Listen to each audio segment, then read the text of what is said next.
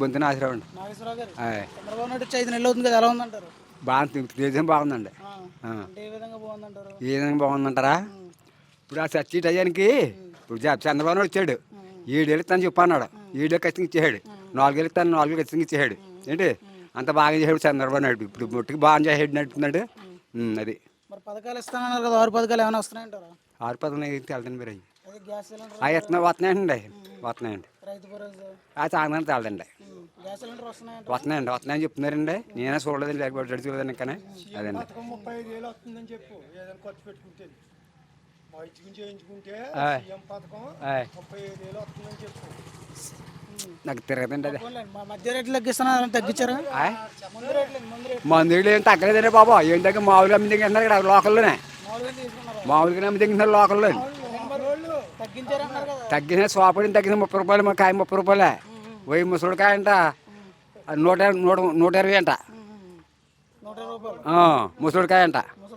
మరి ఏంటి నాకు సంగతి వెళ్తుంది. మరి గతంలో ఎలా ఉండి మధ్య రేట్లు కానీ మద్యం కానీ?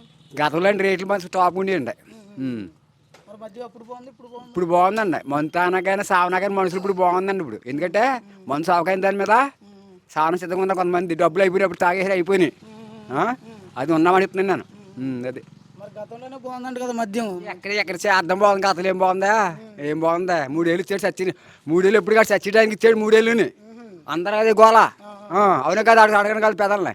అది నాకు తెలిసినప్పుడు చెప్తున్నాను. ఎందుకని అది అన్ని వెంటనే ఇచ్చేసాడు. 4 రూపాయలు తేడా వచ్చేస్తున్నా డబ్బులు. ఇంటికి వచ్చి పడిపోతాను, వచ్చి తెల్లారి ఉంటాను. అదండి. సరుకులు రేట్లు పెంచేసాడు కదా చంద్రబాబు నాయుడు. సరుకులు కింద పట్టి తగిలిండి. పెంచారండి. నూనె ఏమో ఆ కేజీ నూనె ఏమో అండి 45 రూపాయలు తీసుకున్నారు కేజీకి అండి. కందిపప్పు ఏమో 100 గ్రాములు 12 రూపాయలు తీసుకున్నారు చిల్లర కొడి దగ్గర అండి. మన కోటపప్పు వచ్చిందండి 70 రూపాయలు అండి ఇచ్చారండి. 100 పప్పునండి 12 రూపాయలు అండి. 100 గ్రాముల పప్పునే 12 రూపాయలు.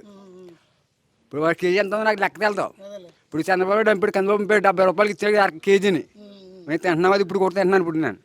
అదండి. బాగుందండి.